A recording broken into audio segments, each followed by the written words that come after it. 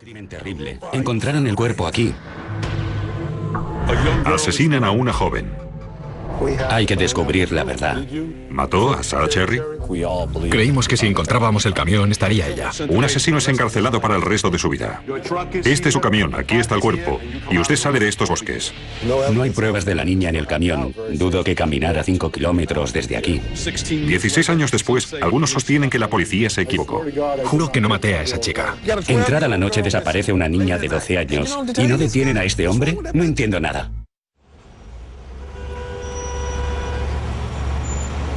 Tom, hola. ¿Novedades? Me llamo Jerry Palas. Soy investigador privado y exdetective del Departamento de Policía de Nueva York. Lo detienen a las 8:30. 8:30 de la tarde. Me han pedido a mí y a mi compañero, un exdetective de homicidios de Nueva York, Reggie Britt, que ayudemos a investigar un caso de asesinato. A las 3 de la tarde, del 6 de julio de 1988, la policía recibe un aviso de Bowdoin, Maine. Una mujer ha llegado a casa después del trabajo y encuentra a su bebé durmiendo en la cuna. Pero Sarah Cherry, la canguro de 12 años que ha contratado, no está. La policía registra la zona y encuentra una libreta y un presupuesto de reparación de automóvil a los pies de la entrada. Ambos parecen ser alguien llamado Dennis DeShane. Sobre las 9:30 sigue sin haber señales de Sarah. Pero cuando la policía rastrea la zona, encuentra a un hombre joven que dice haber estado pescando y haberse perdido en el bosque sin poder encontrar su camión. Ese hombre era Dennis DeShane. 2 días después, el equipo de búsqueda encuentra el cuerpo de Sarah Cherry. En medio del bosque, a unos 10 kilómetros de la casa donde había estado haciendo de canguro. El camión de DeShane es hallado a 140 metros. En el juicio, los fiscales pudieron demostrar que habían atado a la niña con una cuerda y una bufanda que procedía del camión de DeShane. Pese a no haber testigos del secuestro ni del asesinato, el jurado tardó menos de 10 horas en declarar culpable al acusado. Fue sentenciado a cadena perpetua sin posibilidad de condicional. DeShane siempre ha negado su implicación en el asesinato. Y ahora su abogado defensor sostiene que tiene pruebas para demostrarlo. No dejarán ver todas las pruebas de la escena del crimen, ni todas las encontradas en el camión. Bien. Tras investigar el caso durante 10 meses, era necesario ir a Maine y verlo en persona. ¿Por qué motivo iba a salir y asesinar a una niña de 12 años, a la que además no conocía? ¿Por qué? No la conocía. No la conocía ni ella ni nadie de su familia. No. Debe haber algo que no vieron. Al día siguiente, fuimos a ver a Dennis DeShane. Antes del asesinato, a Dennis parecía irle bien en la vida. En 1983, se casó con su novia de la universidad. Y poco después, la pareja fundó una pequeña empresa agrícola en la pequeña población de Bowdoin, a media hora de Portland. Queríamos hablar con la mujer de Dennis, pero se había trasladado a Colorado para continuar con su vida. Aunque respaldó a Dennis durante todo el juicio, el matrimonio se había distanciado. Dennis tenía un problema de drogodependencia. Es lo que dijo estar haciendo en el bosque el día en que Sarah Cherry desapareció. Drogarse. ¿Por qué aquel tipo? ¿Por qué Dennis? Tiene una granja de 20 hectáreas. Si voy a colocarme, lo haré cerca de casa. No debía querer que su mujer se enterara y lo hizo a raíz del caso. Fuimos hasta la prisión de Maine, un centro de máxima seguridad donde Dennis DeShane ha pasado los últimos 17 años entre rejas. Sin opción a la condicional, podría ser el lugar donde pasará el resto de su vida. Buenos días, ¿qué tal? Buenos días. ¿Sabes lo que me gustaría que hicieras? Me gustaría hablar de aquel día. ¿Qué pasó aquel día? El del asesinato de Sarah Cherry. Hablamos del 6 de julio de 1988. Me fui a dar una vuelta por el bosque de Bowdoin. Encontré un lugar donde aparcar el camión y me drogué. Y cuando el sol empezó a esconderse, decidí que había llegado la hora de volver a casa. Pero no recordaba cómo había llegado hasta allí. Estuve caminando intentando localizar mi camión y esa pareja de ancianos se acercó hasta mí y me preguntaron, ¿te podemos ayudar? Media hora buscando el camión y nos encontramos con un coche patrulla de la policía y el coche del sheriff. Y le hacemos señas para que pare y me subo al coche. Y en ese instante mi noche, mi pesadilla comienza. ¿Seguías colocado? Sí, mucho, claro. Fue aterrador. Empezaron a hacerme preguntas y amenazarme. alzar la voz y gritarme, estas cosas. La situación se prolongó y llamaron al detective de la policía estatal. Y entonces él me preguntó, ¿nos permite? Cuando encontremos su camión, ¿le importa que nos lo llevemos para analizarlo? Añadió que si Sarah Cherry había estado en mi camión, lo sabrían. Y le respondí que se lo llevaran. Me retuvieron otra hora y luego me llevaron a casa. Al día siguiente se presentaron por la mañana en mi jardín con una orden de registro. Entonces, exceptuando las drogas, era buen chico. Ese era mi problema. Ese era mi amante. Si analizas cómo me iban las cosas en la vida, el negocio y finalmente llegados a un punto en el que nuestros contables nos aconsejaban gastar dinero para que el gobierno no lo recaudara, nos iba bien. Si usted no lo hizo, si no asesinó a aquella niña, ¿quién fue? Alguien que la conocía, estoy convencido. Era la primera vez que Sarah Cherry hacía de canguro. Su madre le pidió que no dejara entrar a nadie en la casa que no conociera y que si alguien aparecía en el camino de entrada, que la llamara. Nunca llamó a su madre. Le preguntaré una cosa. ¿Mató a Sarah Cherry? Rotundamente no. No maté a Sarah Cherry. Y además tampoco le he hecho nunca daño a nadie. Un tipo muy preparado. No le he calado. Cuesta interpretarle. Me parece una coincidencia muy extraña. Una niña pequeña desaparece y mi vehículo aparece justo al lado del cuerpo. ¿Pero no sabes dónde está? No lo sé. Sigue siendo una coincidencia enorme. Aquella noche vamos a Waterville a encontrarnos con Michaela Murphy, la abogada defensora que llevó el caso en el 2003. Le pedimos que nos contara su versión de Shane. Se perdió en el bosque y al salir de ahí estaba exhausto y empezó a hacer declaraciones a la policía que no concordaban ni tenían sentido, porque le daba pavor que descubrieran que había estado en el bosque drogándose. Pero encontraron cuerda de su vehículo. Sí, es cierto. Algunas cosas cayeron del coche en la escena del secuestro. Todo parece apuntarle a él. ¿Estará de acuerdo? Sí, del todo. Sin duda, no les culpo de que se concentraran en él.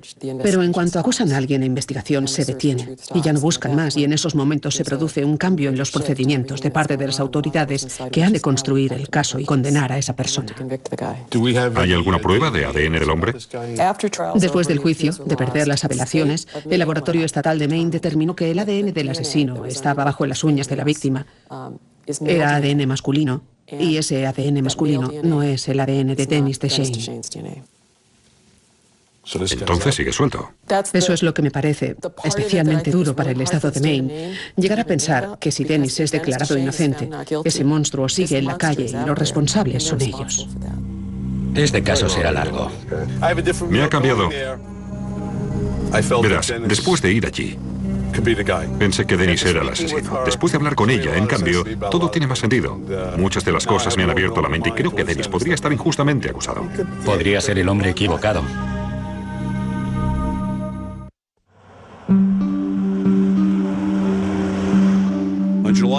El 8 de julio de 1988, la policía encontró el cuerpo de Sarah Cherry.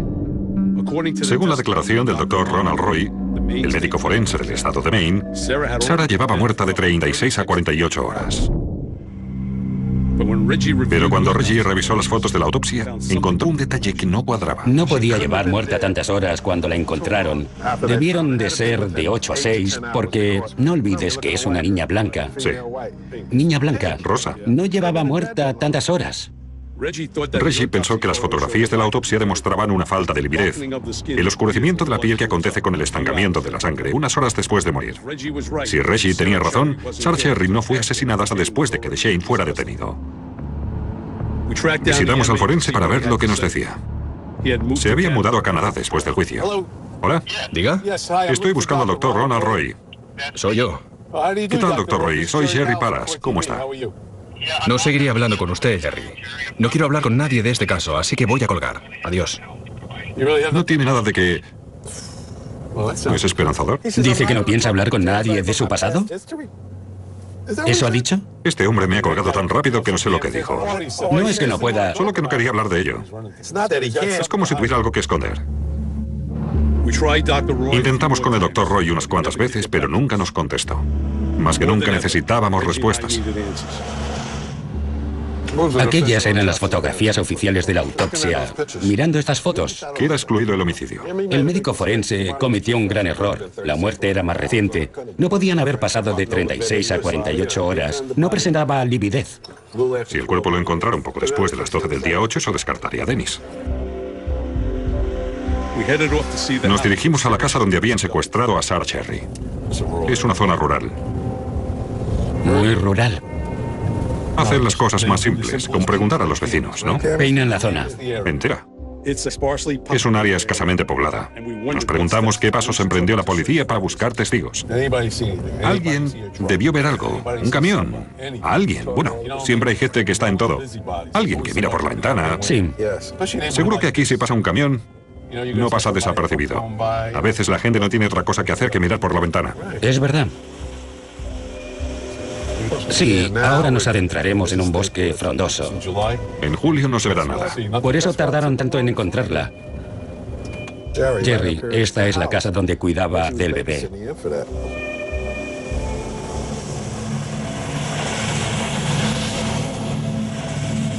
Según la fiscalía, DeShane atrajo a Sarah hasta su camión.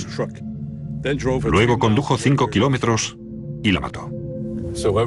Fuera quien fuera, o se acercó hasta la puerta o la niña estaba fuera jugando.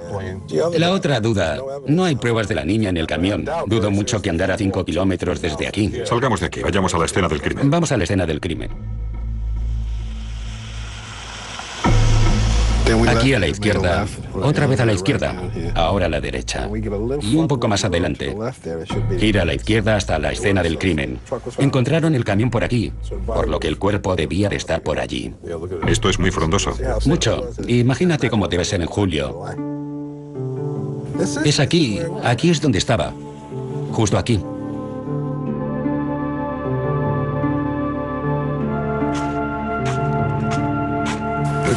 Reggie fue aquí.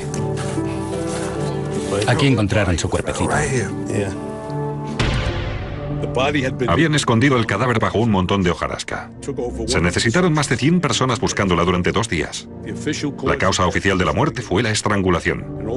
Tenía una bufanda vieja alrededor del cuello. Las muñecas atadas con un trozo pequeño de cuerda. La policía determinó que ambos objetos procedían del camión de DeShane, que estaba a 140 metros.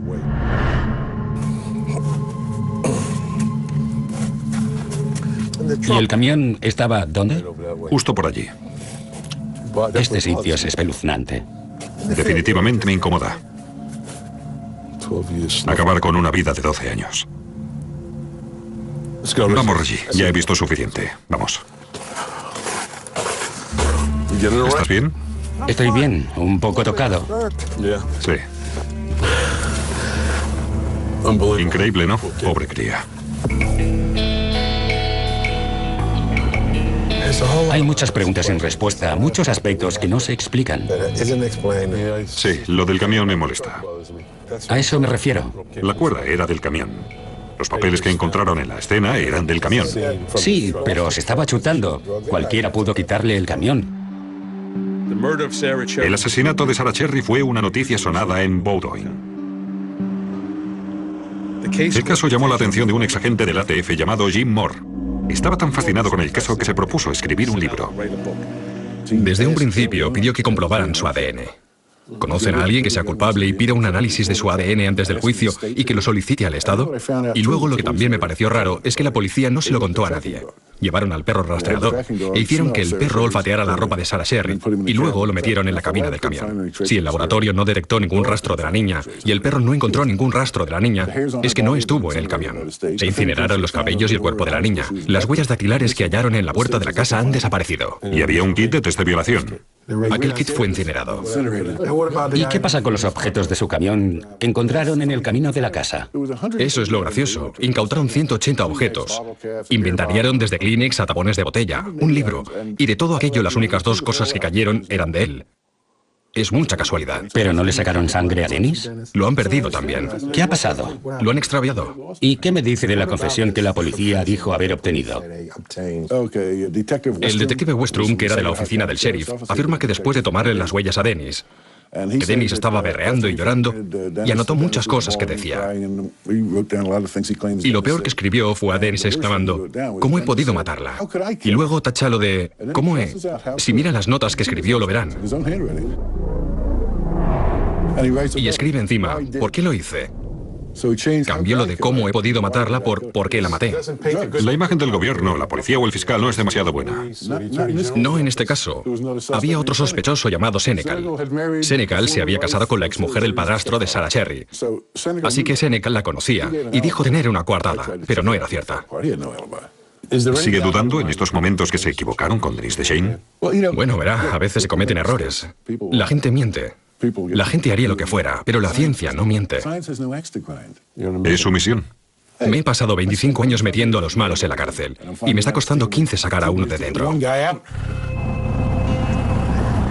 No hubo confesiones en vídeo ni confesiones escritas, pero en el juicio tuvo que leer que había confesado y al parecer uno de esos detectives leyó las notas, las anotaciones de su confesión. En Nueva York, si consigues que la persona escriba una declaración, llamas al fiscal. Te envía un escenógrafo y graban la confesión. En este caso no se hizo nada de eso. A esas alturas, ni la policía ni el fiscal quisieron reunirse con nosotros. Y lo que descubrimos al día siguiente nos hizo dudar de toda la investigación policial. 3 meses después del arresto de DeShane, los psicólogos lo interrogan en una entrevista grabada. Y fue la entrevista que el fiscal apuntó como prueba de la culpabilidad de DeShane.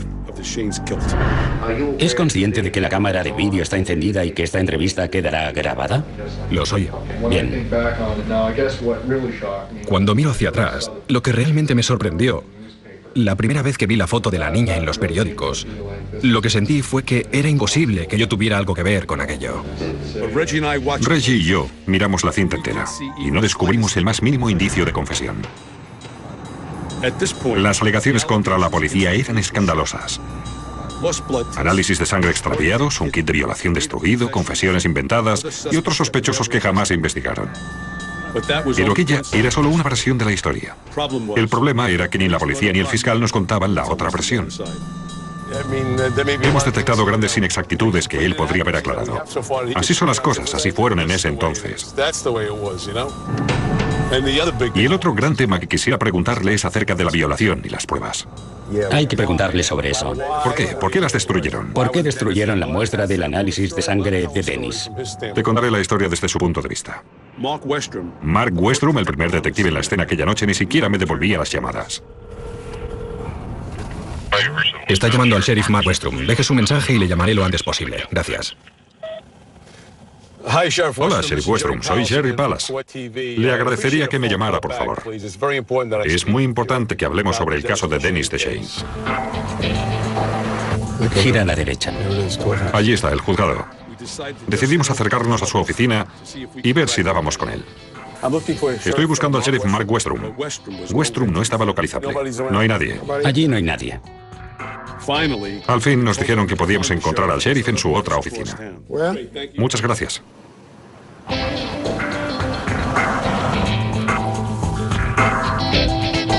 Tiene que ser aquí. ¿Es aquí? Pero cuando llegamos nos explicaron que aquel día había viajado a Portland. Después de tantas llamadas, venimos hasta aquí. Está en Portland. Jerry está en Portland. Sabe que estamos por aquí. De momento solo conocemos una parte de la historia. Que Dennis es inocente, el hombre equivocado. Tú eres el agente de policía y quien investiga este caso. ¿Qué dices? Unas horas más tarde, recibimos una llamada de Dan Reed, uno de los ayudantes de Westrom. Reed, un novato entonces, fue el primero en responder al secuestro de Sherry.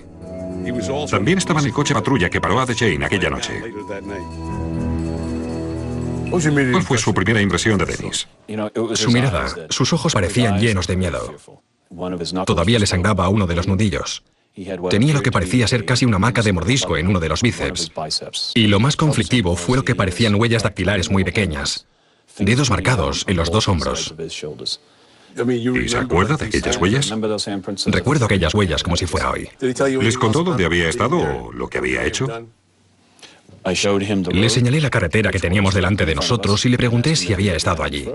Al principio lo negó, pero luego, cuando le mencioné los documentos que habíamos encontrado en el camino de acceso a la casa de aquella carretera, recordó que sí, que había conducido por allí y había girado en la entrada. Le pedí que me describiera la casa, la entrada por la que accedió, y describió la residencia a perfección. Dijo que había parado, que se había apeado al final del camino para orinar en el césped, y le pregunté si era algo que tuviera por costumbre hacer. Lo que piensa en ese instante es en la chica y tiene pruebas que lo sitúan en el camino de acceso. Queríamos encontrar el camión tanto como él. Creíamos que si encontrábamos el camión, la encontraríamos a ella. ¿Recuerda haber incautado la ropa que llevaba puesta Dennis aquella noche? No. Veamos, incautaron el camión. ¿Por qué se llevaron el camión y no se lo llevaron a él?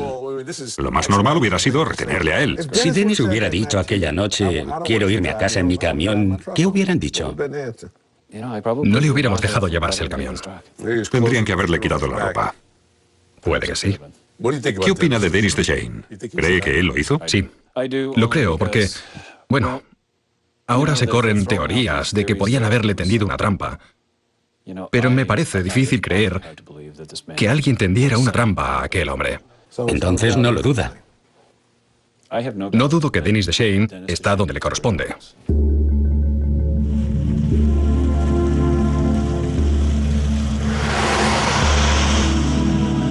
Tenemos una niña de 12 años que desaparece de noche. Sabes que no está con ninguna de sus amigas. Sabes que hay un hombre que miente sobre su identidad y su paradero y que han encontrado recibos suyos en el camino de acceso a la casa o en el lugar donde fue secuestrada. Exacto. ¿Y no detienen a ese hombre? No entiendo nada. Habrá que hablar con todos. Tenemos a Dennis. ¿Hay algún otro agresor sexual conocido en la zona? Ese tipo... ¿Cómo se llama? ¿Doug? Doug Senecal. Doug Senecal, exacto, sí. ¿Qué pasa con él? Parece como si alguien hubiera cometido un error garrafal.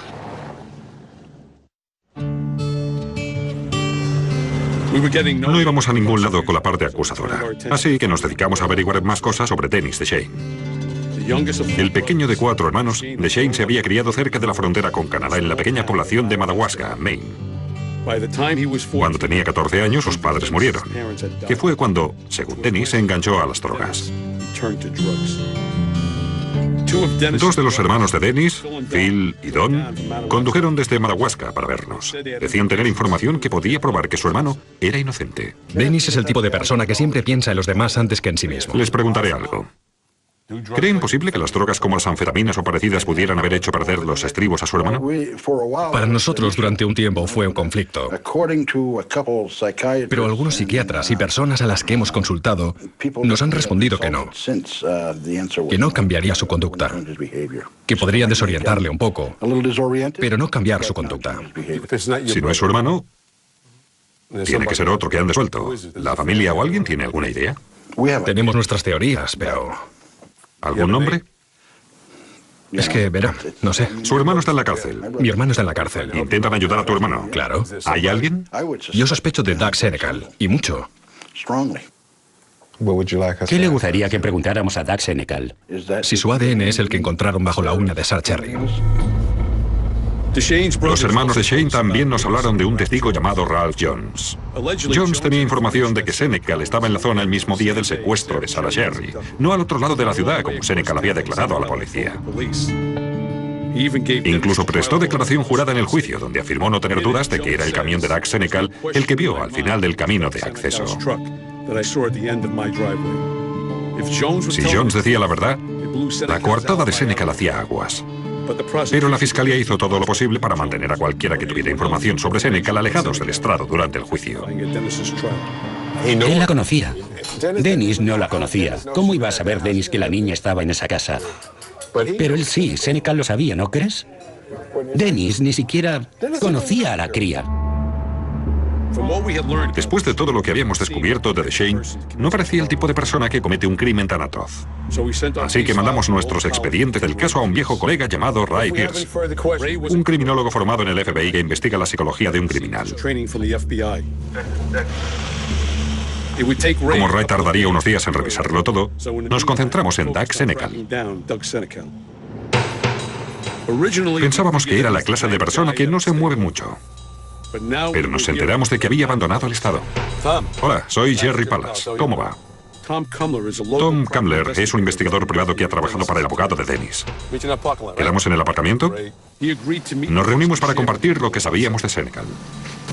Doug Senecal vivía en el área de Bowdenham cuando Sarah Cherry fue asesinada. Tenía problemas por su hija.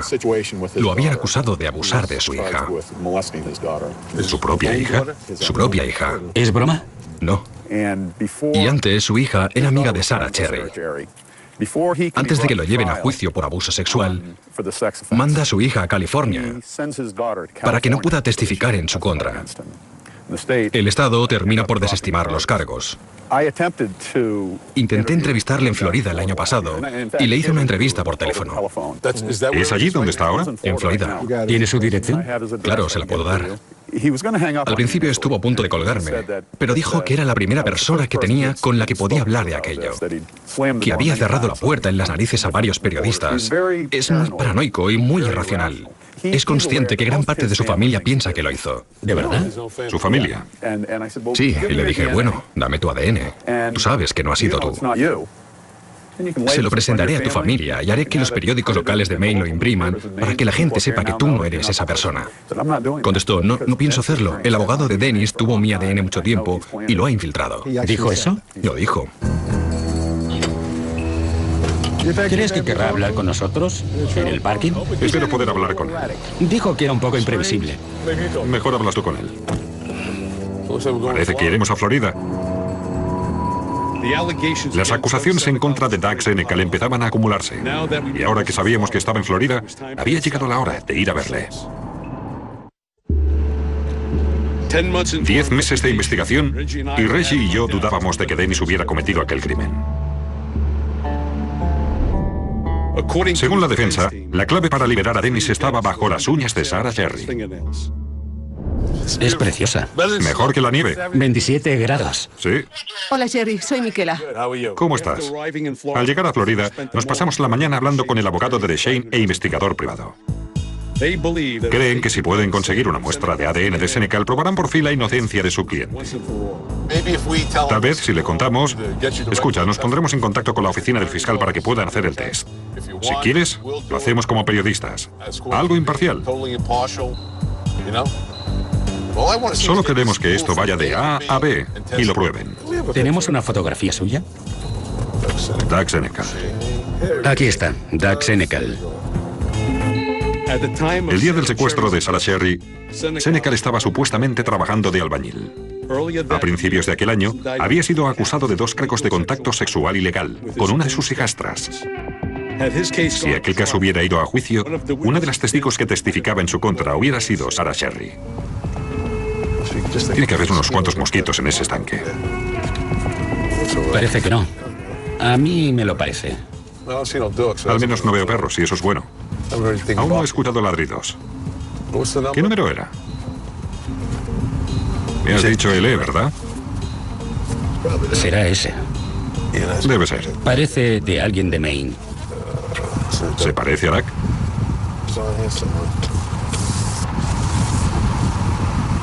No había nadie en la casa. Ya volveremos. Hay tiempo.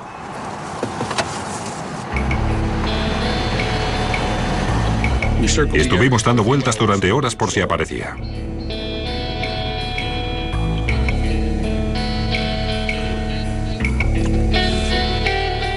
Al final, decidimos llamarle. Vamos a la calle y le llamamos.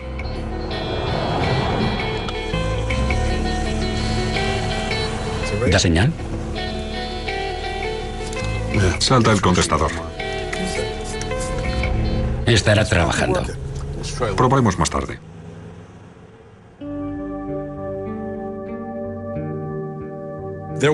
Había muchos factores que señalaban a Dennis DeShane. Su consumo de drogas, la proximidad de su camión al cuerpo, los documentos hallados en el camino de acceso y la bufanda de su camión usada para estrangular a la víctima. Pero por el momento, Reggie y yo habíamos encontrado cada vez más agujeros en el caso de la acusación y se acumulaban motivos para tener una duda razonable. ¿Y si alguien le tendió una trampa y usó las cosas de su camión para cometer el homicidio? ¿Y si Dennis estaba en el lugar equivocado a la hora equivocada? Encontraremos, aunque nos lleve toda la noche. Vamos a comprar un café. Reggie y yo condujimos hasta la casa de Senecal más tarde, pero seguía sin estar allí. No parece que esté.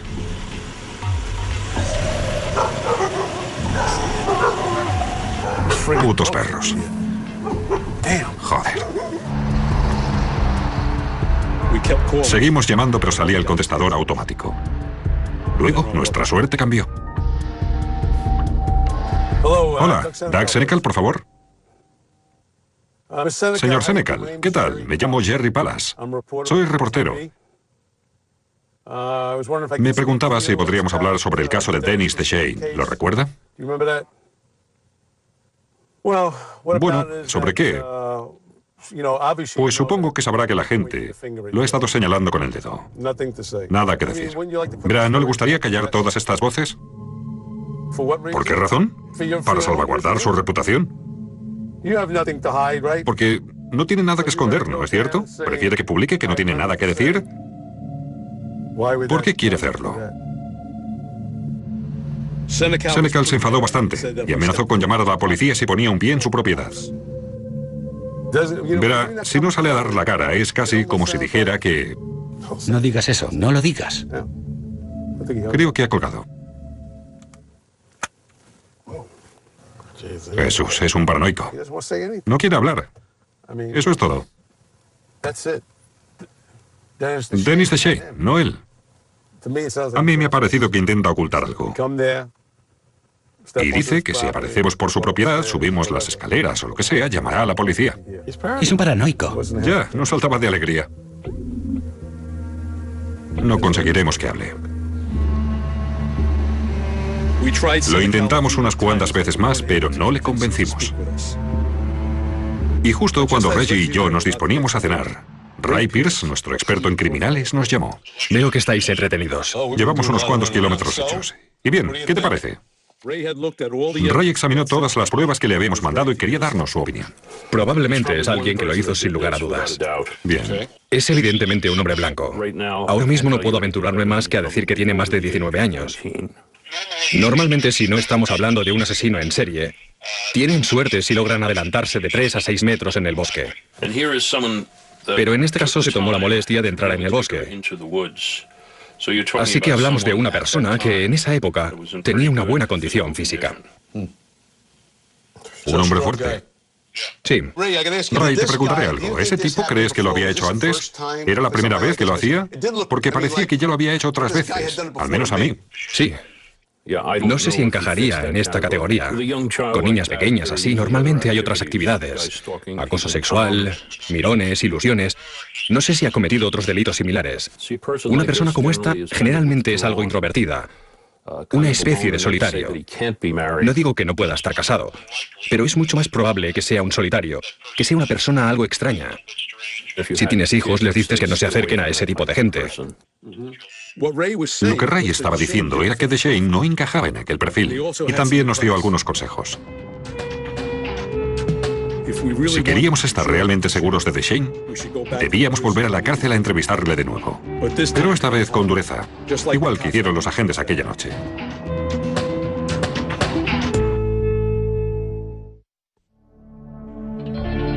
Siguiendo la sugerencia de nuestro experto, regresamos a Maine para reunirnos con Dennis. Nuestro plan era ser duros con él, como la policía la noche de la desaparición de Sarah Jerry. Esta vez hay que intentar perturbar su calma. Si era culpable, se engancharía y devolvería el golpe. Pero si era realmente inocente, se enfadaría y se marcharía. ¿Han vuelto? Así es. No esperaba que volvieran. Desde la última vez que nos vimos, hemos estado en muchos sitios. Con la gente que le respalda, sus detractores, los fiscales, la policía. Doug Senecal. Sí. Hemos hablado con él. ¿De verdad? Tiene una coartada. Tuvo todo el tiempo del mundo para ir a Bowdoin y cometer aquello. Y otra cosa que me preocupa. Allí está usted en el coche patrulla, le están interrogando, dice que le estaban intimidando. Y es la única pista que tienen a las 9 de la noche. ¿Cómo quería que le hicieran las preguntas? Me interrogaron de un modo muy similar al que está usando usted ahora, pero un poco más exagerado, de modo que temí por mi vida. Pues haber dicho que te ibas. No sabía dónde estaba mi camión. Me estaban acusando de estar implicado en la desaparición de esa niña y tuve que usar mi mejor tono. Dennis, no nos cuenta la verdad. Estoy siendo honesto. No es verdad. Iba colocado.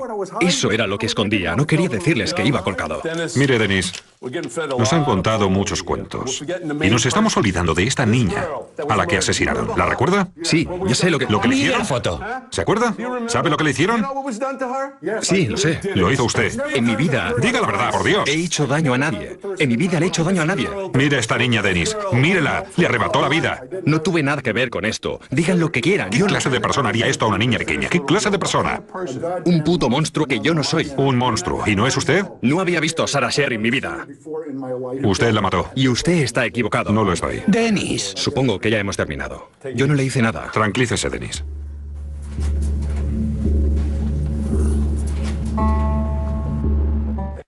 Lo haremos siempre así. Hay que poner a esta gente a prueba. No quiero sacar a nadie a la calle que pueda haber matado a alguien. Dennis había superado nuestra prueba y tras casi un año de investigación, concluimos que muy posiblemente podía ser el hombre equivocado. No lo demostraron correctamente. Hay otras personas a las que podían haber investigado y no lo hicieron. Como quieren ver que esa persona está implicada en el asesinato, se saltan las reglas. Es algo que deberían haber hecho. Lo hicieron fatal. La oficina del fiscal general, la policía estatal y la policía local. Se merece otro juicio. Tenemos a un asesino atroz en la calle que debería estar entre rejas.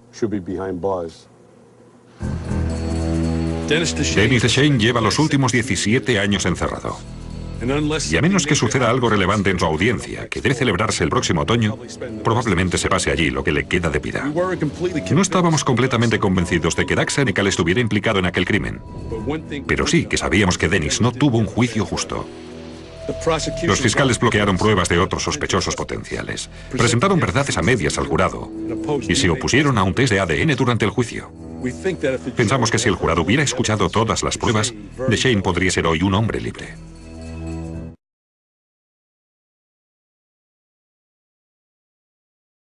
Parecen ser alguien llamado Dennis DeShane.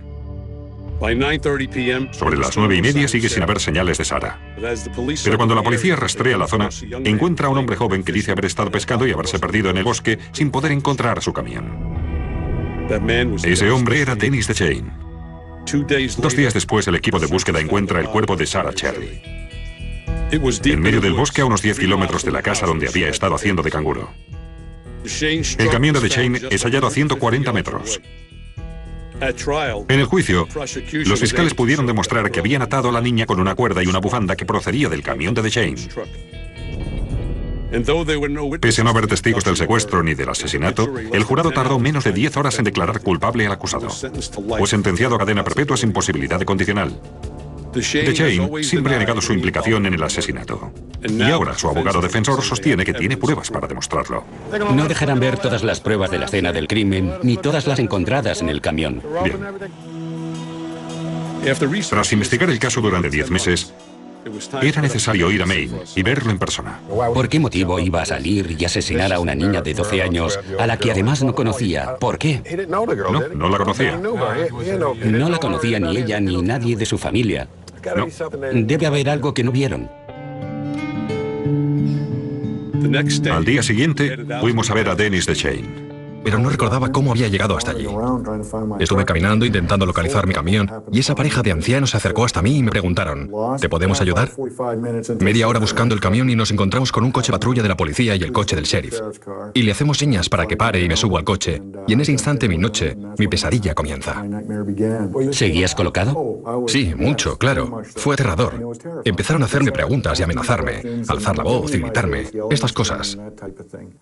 La situación se prolongó y llamaron al detective de la policía estatal. Y entonces él me preguntó, ¿nos permite? Cuando encontremos su camión, ¿le importa que nos lo llevemos para analizarlo? Añadió que si Sarah Cherry había estado en mi camión, lo sabrían. Y le respondí que se lo llevaran. Me retuvieron otra hora y luego me llevaron a casa. Al día siguiente se presentaron por la mañana en mi jardín con una orden de registro. Entonces, exceptuando las drogas, era buen chico. Ese era mi problema. Ese era mi amante. Si analizas cómo me iban las cosas en la vida, el negocio y finalmente llegados a un punto en el que nuestros contables nos aconsejaban gastar dinero para que el gobierno no lo recaudara, nos iba bien. Si usted no lo hizo, si no asesinó a aquella niña, ¿quién fue? Alguien que la conocía, estoy convencido. Era la primera vez que Sarah Cherry hacía de canguro. Su madre le pidió que no dejara entrar a nadie en la casa que no conociera y que si alguien aparecía en el camino de entrada, que la llamara. Crimen terrible. Encontraron el cuerpo aquí. Asesinan a una joven. Hay que descubrir la verdad. ¿Mató a Sarah Cherry? Creímos que si encontrábamos el camión estaría ella. Un asesino es encarcelado para el resto de su vida. Este es su camión, aquí está el cuerpo, y usted sale de estos bosques. No hay pruebas de la niña en el camión. Dudo que caminara 5 kilómetros desde aquí. 16 años después, algunos sostienen que la policía se equivocó. Juro que no maté a esa chica. Entrada la noche desaparece una niña de 12 años. ¿Y no detienen a este hombre? No entiendo nada. Tom, hola. ¿Novedades? Me llamo Jerry Palas. Soy investigador privado y exdetective del Departamento de Policía de Nueva York. Lo detienen a las 8:30. 8:30 de la tarde. Me han pedido a mí y a mi compañero, un exdetective de homicidios de Nueva York, Reggie Britt, que ayudemos a investigar un caso de asesinato. A las 3 de la tarde del 6 de julio de 1988, la policía recibe un aviso de Bowdoin, Maine. Una mujer ha llegado a casa después del trabajo y encuentra a su bebé durmiendo en la cuna. Pero Sarah Cherry, la canguro de 12 años que ha contratado, no está. La policía registra la zona y encuentra una libreta y un presupuesto de reparación de automóvil a los pies de la entrada. Antes del asesinato, a Dennis parecía irle bien en la vida. En 1983 se casó con su novia de la universidad. Y poco después, la pareja fundó una pequeña empresa agrícola en la pequeña población de Bowdoin, a media hora de Portland. Queríamos hablar con la mujer de Dennis, pero se había trasladado a Colorado para continuar con su vida. Aunque respaldó a Dennis durante todo el juicio, el matrimonio se había distanciado. Dennis tenía un problema de drogodependencia. Es lo que dijo estar haciendo en el bosque el día en que Sarah Cherry desapareció. Drogarse. ¿Por qué aquel tipo? ¿Por qué Dennis? Tiene una granja de 20 hectáreas. Si voy a colocarme, lo haré cerca de casa. No debía querer que su mujer se enterara y lo hizo a raíz del caso. Fuimos hasta la prisión de Maine, un centro de máxima seguridad donde Dennis DeShane ha pasado los últimos 17 años entre rejas. Sin opción a la condicional, podría ser el lugar donde pasará el resto de su vida. Buenos días, ¿qué tal? Buenos días. ¿Sabes lo que me gustaría que hicieras? Me gustaría hablar de aquel día. ¿Qué pasó aquel día? El del asesinato de Sarah Cherry. Hablamos del 6 de julio de 1988. Me fui a dar una vuelta por el bosque de Bowdoin. Encontré un lugar donde aparcar el camión y me drogué. Y cuando el sol empezó a esconderse, decidí que había llegado la hora de volver a casa. Nunca llamó a su madre. Le preguntaré una cosa. ¿Mató a Sarah Cherry? Rotundamente no. No maté a Sarah Cherry. Y además tampoco le he hecho nunca daño a nadie. Un tipo muy preparado. No le he calado. Cuesta interpretarle. Me parece una coincidencia muy extraña. Una niña pequeña desaparece y mi vehículo aparece justo al lado del cuerpo. ¿Pero no sabes dónde está? No lo sé. Sigue siendo una coincidencia enorme. Aquella noche vamos a Waterville a encontrarnos con Michaela Murphy, la abogada defensora que llevó el caso en el 2003. Le pedimos que nos contara su versión de DeShane. Se perdió en el bosque y al salir de ahí estaba exhausto y empezó a hacer declaraciones a la policía que no concordaban ni tenían sentido, porque le daba pavor que descubrieran que había estado en el bosque drogándose. Pero encontraron cuerdas de su vehículo. Sí, es cierto. Algunas cosas cayeron del coche en la escena del secuestro. Todo parece apuntarle a él. ¿Estará de acuerdo? Sí, del todo. Sin duda, no les culpo de que se concentraran en él. Pero en cuanto acusan a alguien, la investigación se detiene y ya no buscan más, y en esos momentos se produce un cambio en los procedimientos de parte de las autoridades que han de construir el caso y condenar a esa persona. ¿Hay alguna prueba de ADN del hombre? Después